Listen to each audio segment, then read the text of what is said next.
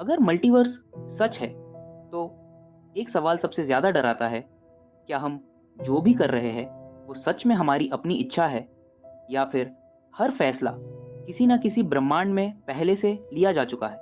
सोचो, इसी पल जब तुम यह वीडियो देख रहे हो, कहीं किसी और ब्रह्मांड में तुमने इसे बंद कर दिया होगा, किसी और में तुमने इसे आखिर तक देखा होगा और किसी में तुम कभी यहाँ आए ही नहीं।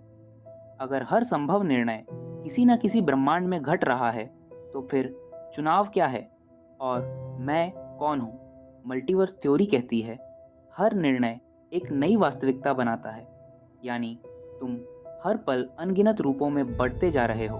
तो सवाल उठता है, अगर हर रास्ता पहले से मौजूद है, तो क्या हम सच में आज़ाद हैं?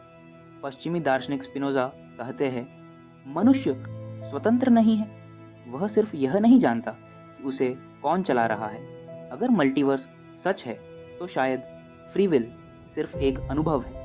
तुम्हें लगता है तुमने निर्णय लिया, लेकिन हो सकता है तुम केवल उस ब्रह्मांड में जागृत हुए जहां वह निर्णय हो चुका था।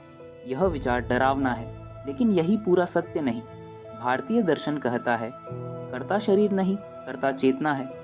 उपनिषदों में कहा गया है, न हन्ति न हन्यते, आत्मा न मारती है न मारी जाती है। अगर चेतना मूल है और ब्रह्मांड उसका प्रकट रूप है, तो मल्टीवर्स चेतना की संभावनाएं हो सकती है। हर ब्रह्मांड एक संभावना, हर जीवन एक अनुभव। भाग्य कोई तय रेखा नहीं, बल्कि चेतना की यात्रा है।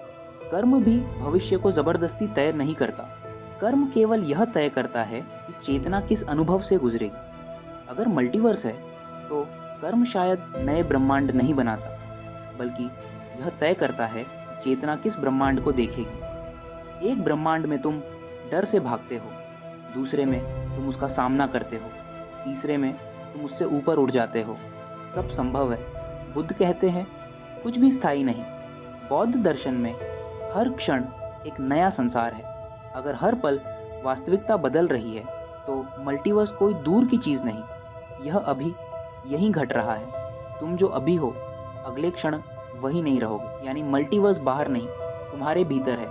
पश्चिमी दार्शनिक डेविड लुइस कहते हैं, हर संभव संसार वास्तविक है, हम बस एक को अनुभव कर रहे हैं। इसका अर्थ यह हुआ, तुम असफल भी हो, तुम सफल भी हो, तुम जागरूक भी हो, तुम भ्रमित भी हो, सब वास्तविक है। फर्क सिर्फ इतना है कि तुम्हारी चेतना किसे देख रही है। अब सवाल आता है, अगर सब कुछ पहले से मौजूद है, तो मुक्त कौन है? ओशो कहते हैं, तुम जीवन नहीं चुनते, तुम जीवन को देखते हो। उनके अनुसार अनंत संभावनाएं हैं, लेकिन जागरूकता तय करती है तुम किसे अनुभव करोगे।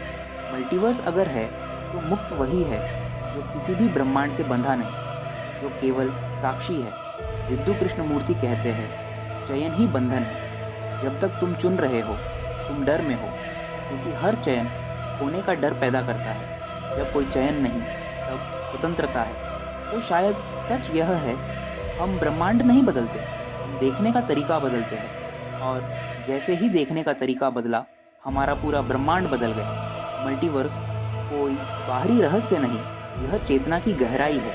और सबसे बड़ा प्रश्न यह नहीं कि कितने ब्रह्मांड है, सबसे बड़ा प्रश्न यह है, तुम अभी किस ब्रह्मांड को जी रहे हो।